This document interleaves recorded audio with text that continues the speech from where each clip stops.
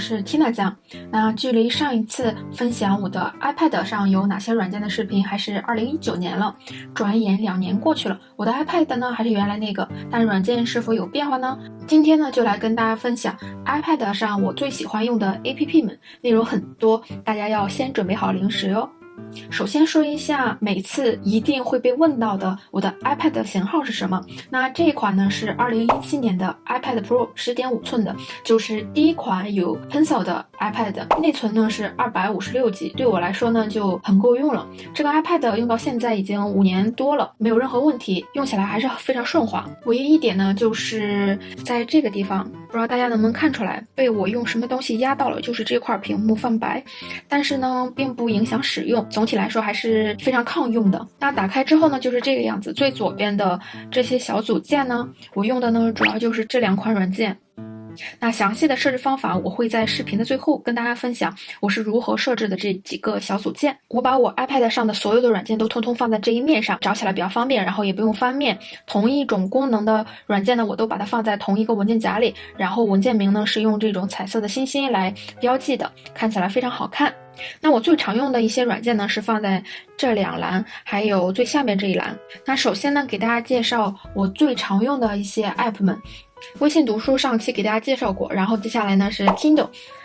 我虽然有 Kindle， 但是呢我也经常用 iPad 来看书，因为有些杂志或者是彩页多的书呢 Kindle 上就只能显示黑白的，就很难受，所以呢有时候会用 iPad 来看一些彩页比较多的杂志或者是书籍的。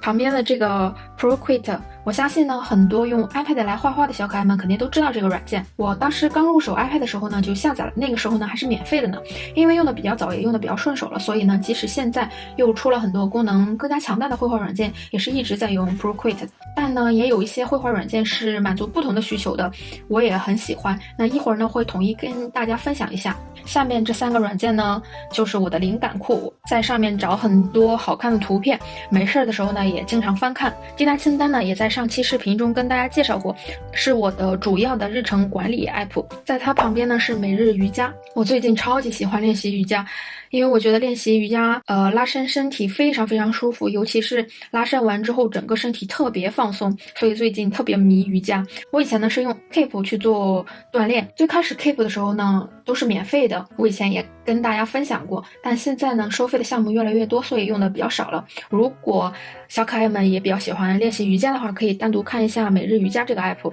它里边的课程非常非常多。Coolbox 呢主要就是作为自己的收藏夹，收藏各种文章、图片等等乱七八糟的。接下来呢我就挨个给大家介绍每个文件夹里都是什么软件。首先呢是第一个文件夹里，这个文件夹里呢主要就是笔记办公类的软件，大家可以先截屏，这样找起这些软件比较方便。首先呢前2个 Notability 和 GoodNotes， 这是2个最普遍的笔记软件，这2个软件呢都很好用，对于我来说真的很难舍难分哪一个更好用。我个人呢是用 Notability 看 PDF， 然后做标记比较多，因为 Notability 写字挺好看的。那 GoodNotes 呢我是用来做电子笔记，而且呢 GoodNotes 最近更新之后呢，软件内置了很多贴纸还有笔记本，越来越适合做电子手账了。旁边的这个 Xmind 呢是我从最初用 iPad 就一直在用的思维导图的软件，这个软件很好用，我也分享给我身边的非常非常多的人，不管是在电脑上还是 iPad 手机上都可以用，免费版的基本功能就能使用。接下来旁边这个软件呢是专门用来看 PDF 的，一般都是用来看一些工具类的书籍或者是看论文，可以一边看书一边做笔记。第2行呢，第一个 OneNote 呢，在我上期分享手机 app 的时候呢，有人跟我分享了这个软件。其实呢 OneNote 我用过蛮久的，在我没有开始用 Notion 之前呢，我用它整理了很多我的研究课题的资料，因为是免费的就特别香。但是呢因为现在不是学生身份了，没有学生账号，就容量变小了，而且呢我有 Notion， 使用起来更加灵活，所以这个呢使用的就很少了。但我非常推荐给学生党们用于学习资料的整理，既可以手写也可以打字输入，用起来呢非常非常方便。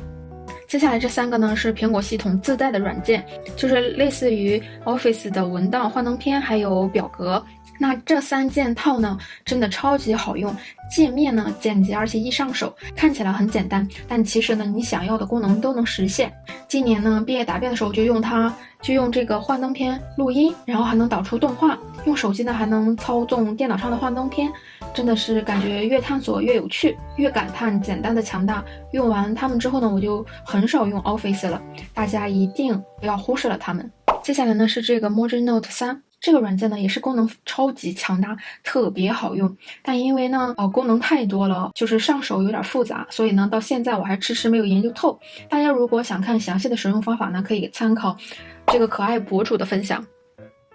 旁边这个 iNote 呢，我在上期视频也给大家分享过，主要就是用它来收藏一些零碎的灵感，还有看到的一些东西等等，就是用它来记录一些碎片化的灵感。它旁边的这个 Planner 呢，是一款不用自己画的电子手账，它所有的格式呢都是预设的，你可以直接选择你想要的东西，你想要的格式，然后呢直接在上面就可以书写画画。我觉得这个 app 呢总体上是非常非常好的，但是呢我觉得有一点就是我觉得它写的字挺丑的，但其他是非常好用的，而且呢是免费的。旁边的腾讯文档呢，在上期也跟大家分享过，是一个特别香的软件，不知道大家都下载了没有。接下来呢是 iPad 上的绘画类的 APP， 我偶尔呢会用 iPad 画画或者做一些小的模型，所以这类软件我还是试用了非常非常多款，最后呢就剩下了这些比较好用的，几乎呢没有功能重复的，绘画、写字、建模、做 logo 都有，大家可以先截屏保存一下哟。首先第一款 Assembly 呢是一款非常简单上手的矢量设计软件，比如做图标、logo、插画都可以。那软件内部呢也提供了大量的形状素材和现成的矢量图案，可以自己搭配设计。它的每一款矢量图形呢都可以单独的进行元素的调整，就是先把它这个整体的素材，把所有的链接都是把它拆分掉，然后选择你想改的这个素材这个形状。比如我想改一下这个淡黄的颜色，我就可以选择。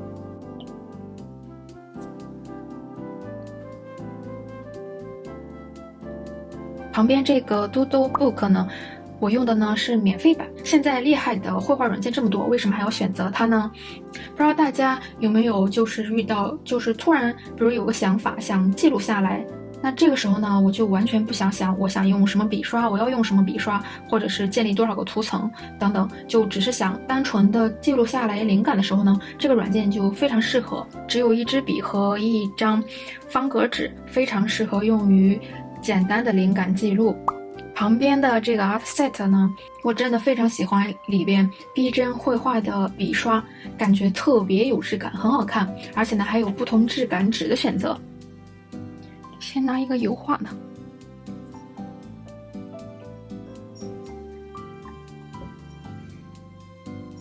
旁边的这个 Calligraphy 呢，是一支不可思议的墨水笔，可以写出逼真的钢笔和墨水笔，就像这个样子。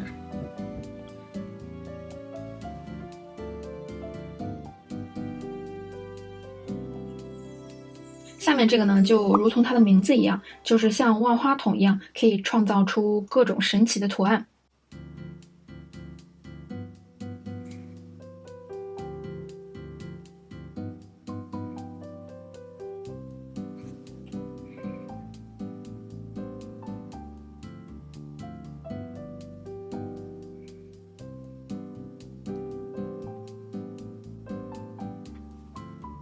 旁边这个呢，特别适合喜欢写毛笔字的小可爱们，写起来呢，笔触的感觉还不错。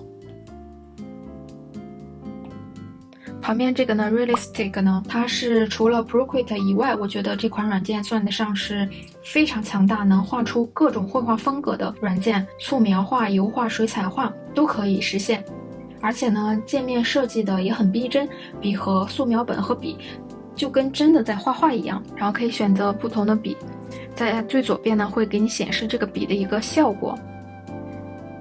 旁边这个红色呢 Lazy Share 呢是常用 Procreate 的小可爱们，这个软件一定不能错过的。里边呢含有大量的不同的笔刷、色卡、字体和纹理，直接选择喜欢的，然后导入到 Procreate 里就能直接使用的。这是笔刷，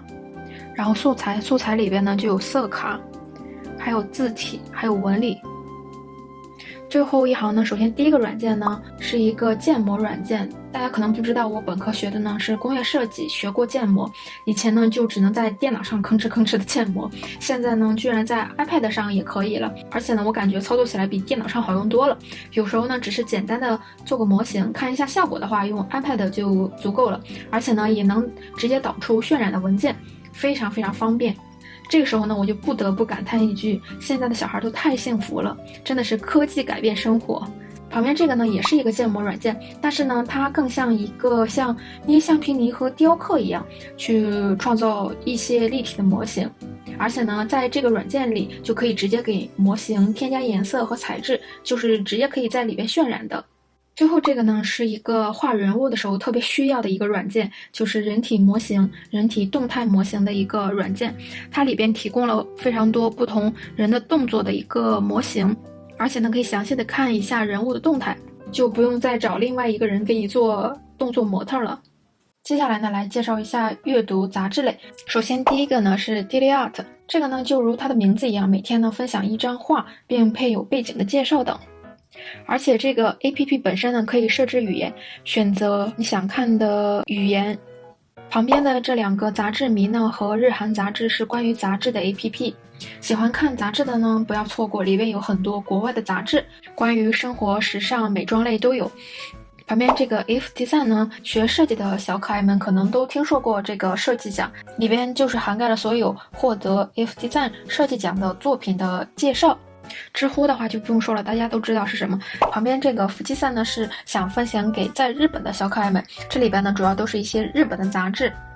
那有些杂志需要收费，但是免费的杂志也有。在旁边这个呢，这个软件是一个特别神奇的软件，你可以在上边买艺术品，主要呢就是一些绘画的艺术品。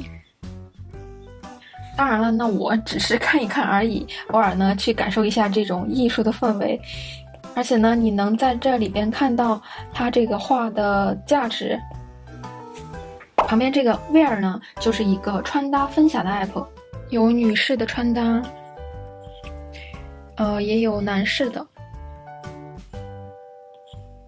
还有一些小孩子的穿搭。而且每件穿搭呢，它也会跟你分享，每个单品的购买链接。最后这个图书呢，我在上期也给大家介绍过，是一个专门用来看书的苹果系统自带的软件。接下来这个文件夹呢，主要就是关于语言学习类的 app， 主要呢就是几个日语和英语的词典，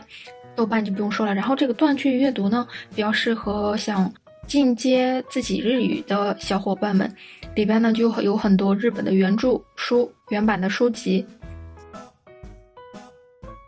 接下来这些 app 呢，主要就是自我提升类和视频观看类。首先呢，第一个网易公开课，里边呢有各式各样的视频类的课程，比如有公开课、纪录片、演讲，反正就是各种干货类的视频吧。我最近呢比较喜欢看这个大师课，它里边呢会有各个领域的大师来授课，每节课呢都非常短。教的东西呢也不是很详细，但对于稍微了解这个行业来说呢就很足够了。我觉得有时候呢不能只了解自己所从事的行业，去了解一些我们不知道的行业，会发现很多有趣的事，开阔我们的见识，非常推荐大家去看一下。像这个呢，它最近更新了一个呢，就是关于戏剧写作的。接下来呢是这个中国大学慕课，里边呢都是国内大学的一些课程，涉及到各个专业。比如你想学哪个大学的课程，你可以直接上它的主页去看一下有什么课。但是呢，这些课程呢一般都是有开课时间的，不是那种就是你想上就立马能上的。所以呢，大家在上的之前呢需要确定一下时间。接下来呢就是这个 TED，这里边呢就包括了所有他的演讲的内容，这个里边的他的演讲呢应该是最全的。旁边这个呢就是和刚才这个中国大学慕课一样，但是这里边的课程呢大部分都是国外的课程，而且呢很多课程都没有字幕，需要有这个课程语言基础的人去听课，但课程的质量真的特别好。接下来呢这个呢是 iTunes U， 这个 app 呢是系统自带的，是不是有很多小伙伴从来都没有打开过？没打开过这个软件的请举手，让我看看是不是大部分人都没有用过。那这个里边呢有很多世界名校的课程，一样这个软件里边的课程呢也是没有字幕，所以需要有英语基础的人才能学习。现在好后悔没有好好学英语。那这3个 app 呢主要就是分享给在日本生活但是没有电视又想看日本新闻的人，比如像我，在这个软件里呢就可以在线看日本的当天的新闻。那这2个 app 呢主要就是一些日本的综艺节目和电视剧，一般都是前一天晚上在电视上播出，第2天呢都会在这上面更新，而且很多电视剧它都是带日本字幕的。接下来这个呢是亚马逊的视频软件，在里边呢有很多日剧还有日本的电影，那有一些呢是需要花钱的，或者是呢你买会员也可以观看，这几个呢就不用说了。接下来呢这个里边呢都是剪辑修图类的软件，显图和这个 VSCO 在上集视频跟大家介绍过。旁边这个 Lightroom 呢是因为最近我在电脑上学这个软件，所以呢偶尔也会用这个软件来在手机或者是 iPad 上修图，我觉得这个软件也挺好用的，而且呢是免费的。美图秀秀呢我不是用它来修图，我主要呢是用它来拼图的。我觉得用它来拼图就是拼那种没有边系的图片特别好用，比如我拼这2个图片，我就选择这种拼接边框，选择没有边框，然后就这种没有边系的拼图特别方便，所以我一般都是用美图秀秀来拼图。接下来这个 LumaFusion 呢，我觉得这个软件是在 iPad 上剪辑视频最好的一个剪辑软件。它除了有点小贵，我觉得功能还是非常全面非常好用的。有时候不能用电脑剪辑，就会用这个 iPad 剪，然后在这上面呢剪完之后也可以导出来在电脑上剪，就是比较方便，相互之间转换也很方便。那旁边这个软件呢是一个做动图的软件，比如拍视频可以剪取其中的一小段做成动态图，这样呢就可以发博文了。那这个可画是一款可以快速制作比较有设计感的平面图的软件，比如视频的封面、文章的封面、产品海报等等，里边呢有大量的模板可以直接套用就可以用。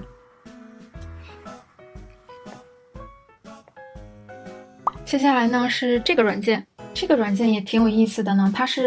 我一般都把这个软件当成一个素材库，里面呢有很多动态图，特别有意思的动态表情，而且每个动态图呢都是可以把它下载下来，然后呢就可以把它导入到自己的视频中用，太有意思了。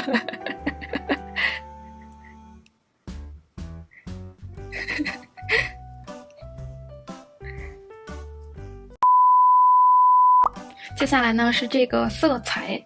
这个呢是一个配色软件，可以直接选取喜欢的图片，这个软件呢就会自动帮你采取主要的色彩和色彩数值。那软件内部呢也有现成的配色可以参考。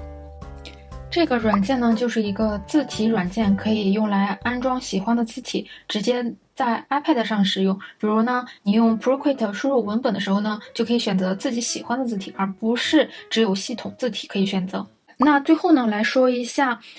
一些工具类的软件，那这几个都是云盘，然后这个呢就是一个时钟 app， 可以调整不同的样式。下面这2个特殊符号键盘和花样文字就是打一些比较特殊的字体，有时候大家看我发一些动态图文的时候呢，会有一些特殊的字体呢，都是用这2个软件来实现的。这个特殊符号键盘呢是免费的，那花样文字呢是收费的，但是它的功能比较全，而且打的字体也比较多，还有各种符号表情。这个呢就是佳能打印机一个自带的 app， 这个爱丽熊呢就是我买的那个标签打印机的一个配套 app。 那最后这2个呢就是小组件 app。 接下来呢我就给大家展示一下我桌面是怎么设置的。首先呢，你是要长按屏幕，点击最上边的这个加号，选择之后呢，就可以添加小组件了。里边呢有各种 app 的小组件。那首先第一个这个小组件呢是用的呢是这个软件。打开之后呢，它可以选择组件的大小，只有小号、中号和大号。我选的呢那个是中号，我选的中号，然后添加小组件。添加之后呢，这个呢是一个黑色的，点开之后呢，把它调整一下格式，点左边的这个，然后对它调整一下它的一个格式。首先呢，选择你想要的这个月历，到底是想要周的还是日期还是带星期几的。比如我选择这个呢是第几周，选择之后呢，点一下这个自定义主题，先选择这个字体的原色，然后选成黑色。选择黑色之后呢，再选择背景颜色，这个地方呢就可以选择白色，然后再选择边框，我选择的呢是没有边框，最后就可以保存。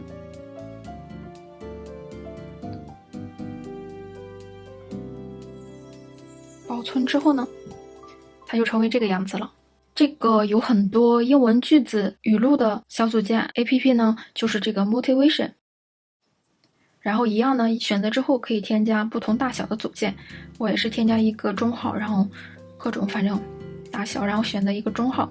添加，然后它又变成这个样子了。语录下边的这个小组件呢，是一个叠加组件，就是系统自带的添加小组件。这有一个智能叠放，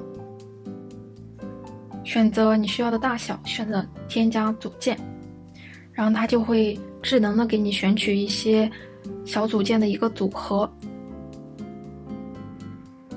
在这个叠加组合的小组件下面呢，是一个快捷指令，可以帮我快速的完成一些任务。比如我想快速的记录某个东西时，我就点这个，然后它自动就给你跳跃出了这个备忘录，然后就可以记录一些东西，还有开始录音等等。然后下面呢，这个就是一个电量，在下面这个小组件呢，就是一个 Notion 的小组件。那今天跟大家分享的这些 app 呢，都是我用过一段时间，真心觉得很不错的软件，并不是说好用大家就一定要去下载，选择自己需要的就可以了。希望呢这个视频对大家有帮助，帮大家挑选出了喜欢的软件。如果你喜欢这种视频的话，欢迎多多点赞。我们下支视频再见，拜拜。